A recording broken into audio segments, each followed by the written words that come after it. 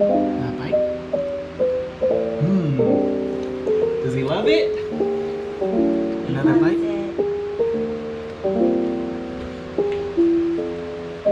Oh man. What's up everybody? It's me, Charlie. You're on Charlie's Cookline. Thank you for joining me on today's episode. And if you read the title, we're making Bistek Tagalog. Let me show you the ingredients. Here we are, guys. Really simple ingredients. I got 3 lemons, 4 onions. These are white onions. You don't want to use yellow or brown. They're a little bit too sweet. White onions I prefer because this dish focuses on the salty. We got to use some Filipino soy sauce. This is the salty good stuff. Don't use light soy. It comes out weird. And this, a non-traditional ingredient, Yuzu extract. I love, love, love the taste of a Japanese citrus, specifically Yuzu. So I'm gonna add this to my bistek, and I think it's gonna create a very delicious, very familiar, but very yummy sourness to this dish. Last, I got some Frenche's crispy fried onions. This we're gonna air fry and use as a topping to add a little bit of texture, a nice crunch, and a fried yummy flavor to our dish. Now the protein. This looks like a leather shoe. This is lengua, or beef tongue. I had already processed it a day earlier, so we're gonna cut to that process right now. Okay guys, so this is our beef tongue. It's pretty massive, kind of intimidating, and guess what? It's folded in half. So let me set up this camera so that I can get this opened and unrolled for you guys. Okay, let's get this guy open. I'm prepping this lengua a day in advance because it's gonna need to boil for a long time. I don't have a pressure cooker. If you do, cooking would be maybe 30 minutes max. For me, it's gonna be 4 to 6 hours. And you ready? Whoa, this is massive.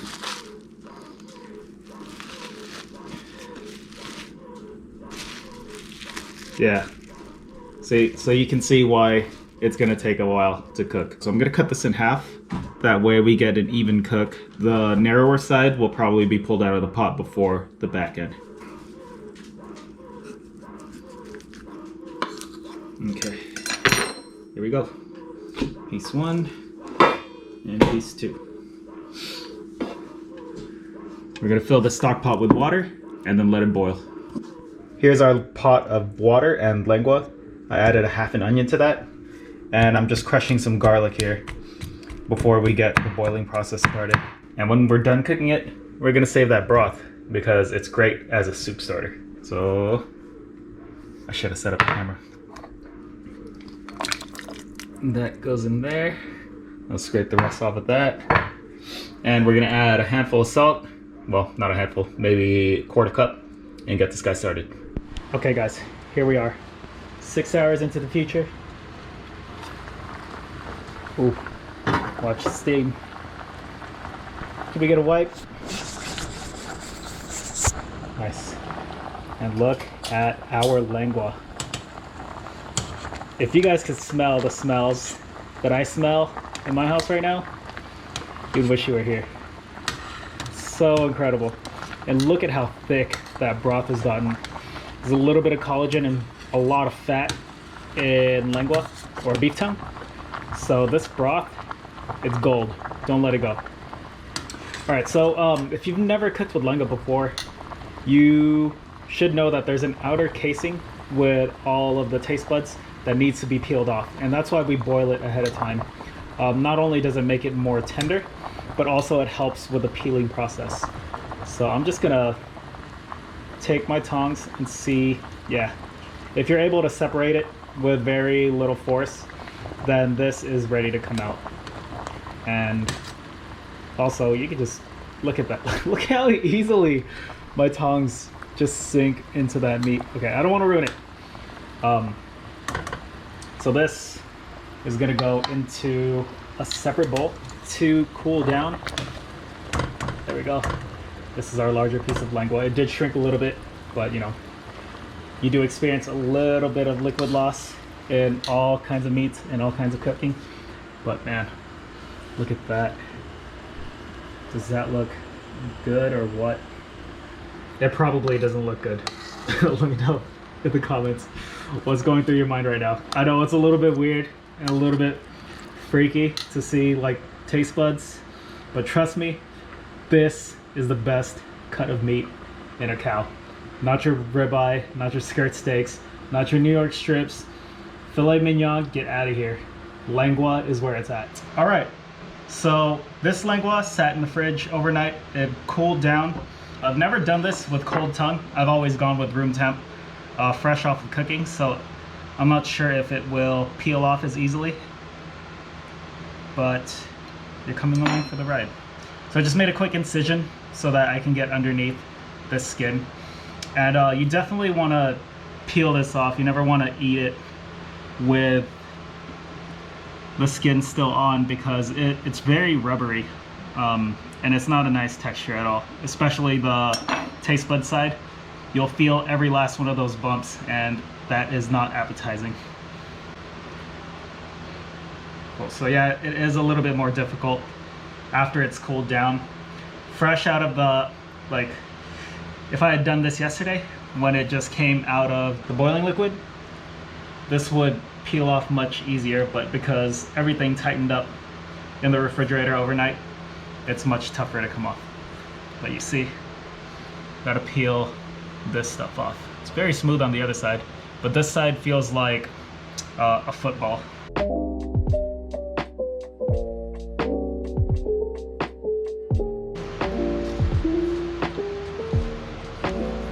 Our tongue is peeled. It's much smoother. There's still a little bit of bumpiness here, but that stuff is really soft. It's not like the outer layer that really needs to come off. We're gonna put this aside, and now we're gonna prepare our vegetables. Starting with our onions. Oh, you know what? I need a bowl to compost.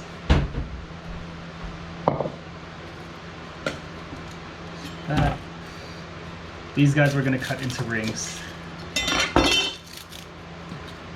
The way you get this little edge here after cutting it is peel away the top paper layer, and then the rest will peel off nicely.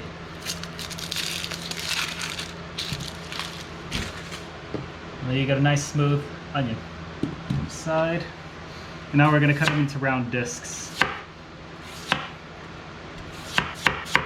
Alright, if it starts getting sketchy toward the end, I'll show you a trick that you can use. See right here, it starts getting wobbly, and then I couldn't get a straight cut. I just bring it to the edge of my work surface, get the cut started, get about halfway through the onion, and then push downward. Grab a container for our onions. You could sit here and press them through all day, or you could just throw it into your pan and then let them separate during the cooking process. There we go. Onions. Now our lemons. Peel off the sticker. Now I'm gonna give these guys a wash because we're gonna use the zest. Went to the dollar store and bought this cheap little juicer. So valuable. Whoa. Give your lemons a quick roll so you break up the membrane that holds the juice in. And roll this like this so we can maximize our lemon juice output. Cool. Then they should be really soft afterward. Slice these juicy boys up.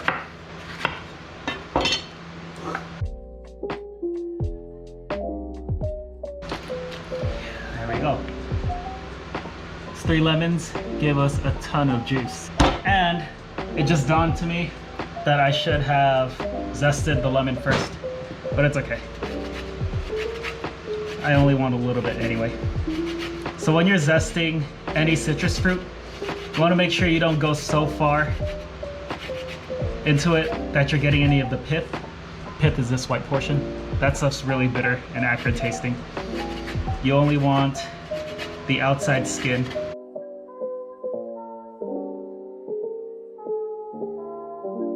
Okay. Let's get into this box grater.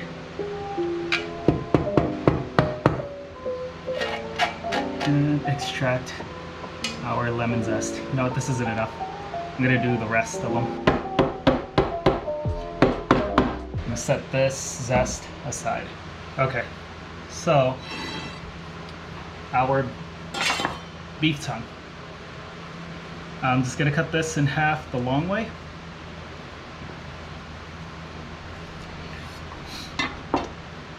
And we're gonna braise it in 2 halves, just like this, in our sauce. That way the meat picks up that soy sauce and lemon juice. And then when we pull it out for plating, we're gonna slice and place it on top of our rice so it looks really, really cool. Slicing it will make it look less tongue-like. That way, if you're trying to introduce your friends or family into like weird cuts of meat like this, then they'll be less freaked out by it. Pan is somewhat hot.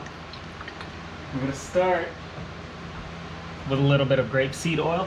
You can use any oil that you've got on hand. And we're gonna saute a few of these onions. We're gonna do half, and then the other half we're gonna add toward the end of cooking. And if you can, toss in these smaller pieces of onion. No offense to electric stove cookers, but this takes so long. Holy moly. Go. And when our heat catches up, we can start adding our braising liquid. But right now, it's just a waiting game. 2,000 years later. So, depending on how sour your lemons are, or whatever citrus you're putting into your bistec, I like to go on a 1-to-1 ratio. I have a sifter, I've got my half cup measuring cup, and I'm gonna pour into here. Right. So in goes half a cup of lemon juice. And that just brought our temperature all the way back down. Now I'm just gonna sift the rest of the juice into our braising liquid. And good. And then we're gonna do a half a cup of soy sauce.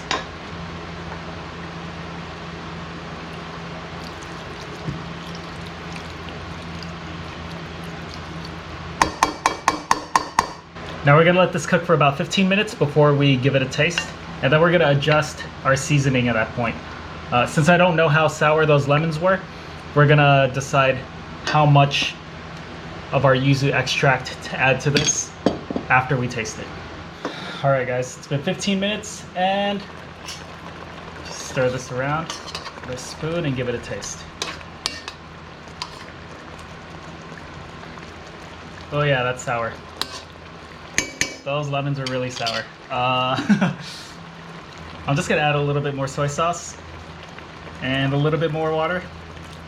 So that was about a tablespoon of soy sauce that I added. And then here's a half cup of water. Give that a stir. Now let's flip our lengua over. A little stir. Another taste. Much better. All right, so now to that, I'm gonna add, let me taste this yuzu extract first. Okay, so this yuzu extract is really tart, not very sour. So I'm gonna start with just a teaspoon. Actually, I'm gonna cover it with the lid.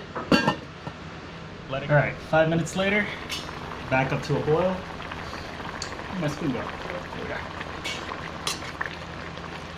Stir these onions around. Have a taste. Oh man, I can really smell that yuzu extract. It's super concentrated stuff. Bang, right on the money. So now, remember I saved half the onion? We're gonna drop it into our pot. Put the lid on, shut our heat off, and we're gonna move this aside and let it rest and slowly cook the rest of the onions for 20 minutes. While we wait for our onions to cook, we're gonna prepare some garnish. Okay, so these green onions, I'm only gonna use the green portion. And total of maybe 4 stalks. curly green onions. It's my favorite way to present. It just looks a lot fancier. Cut them to about half their length. Then you're gonna take your paring knife and then cut open these tubes. We're gonna start with about 3 of them.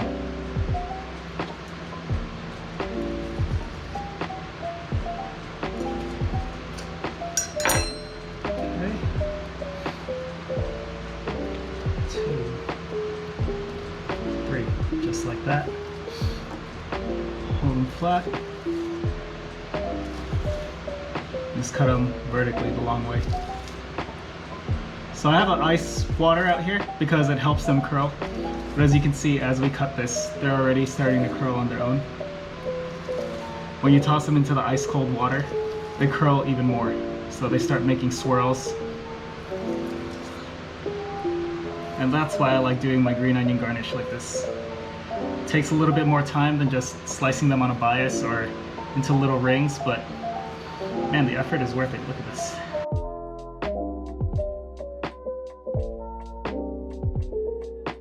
Okay, so you guys will probably be really bored watching me do this.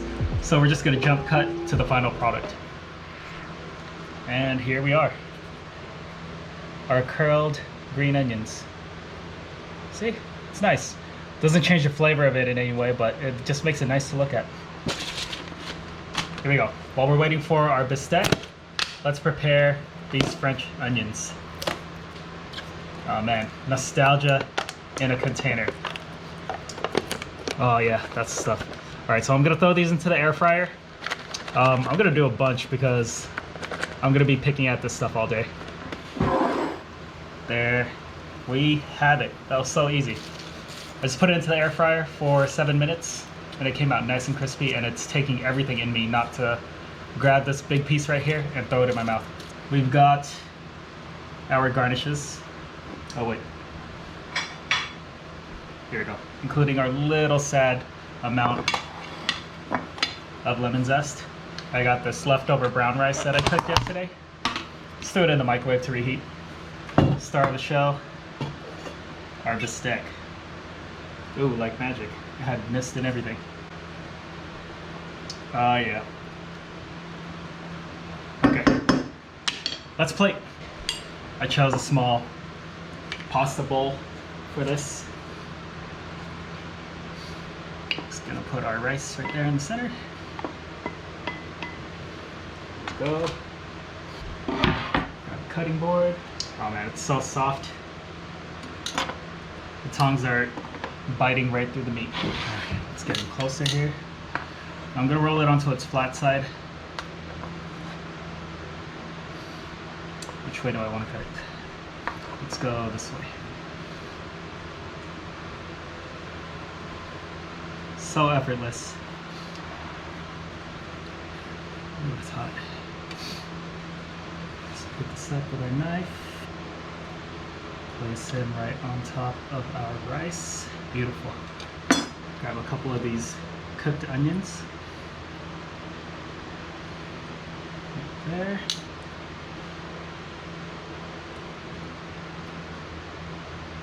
There we go. Fried onions. Generous amount. Curly greens. Then just scatter the zest as best as you can. Bam. There we have it. Beef Lengua Bistek Tagalog.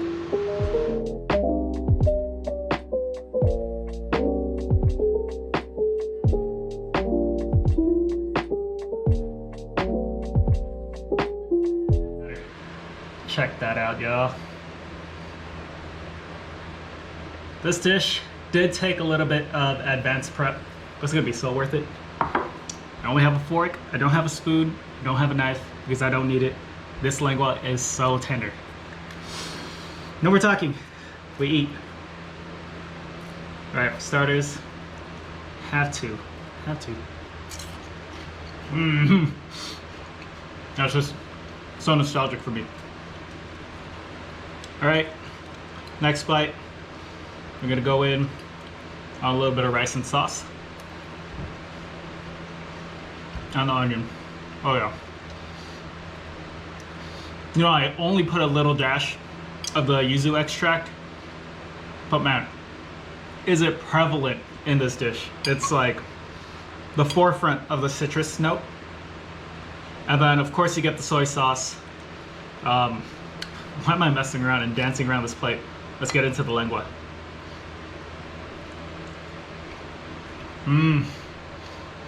Holy sh**. That didn't cook in the sauce for very long. I'd say probably in total, plus the resting time, 45 minutes. But man, it picked up all of that soy sauce, onion, and citrus flavor. Holy crap. You don't have to eat this with rice. You chop it up, throw it in a taco with onions and cilantro. It's so bomb. Oh man. Onions.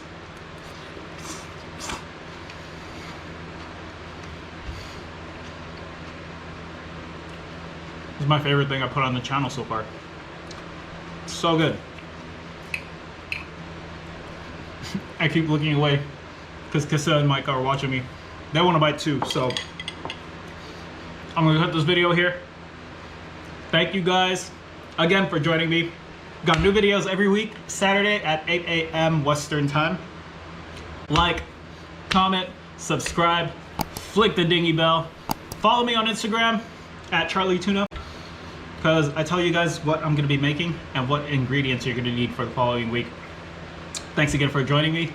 I love you guys. I'll see you next week. Subo? Subo. Subo means feed, or to feed in Tagalog. Come here, little word.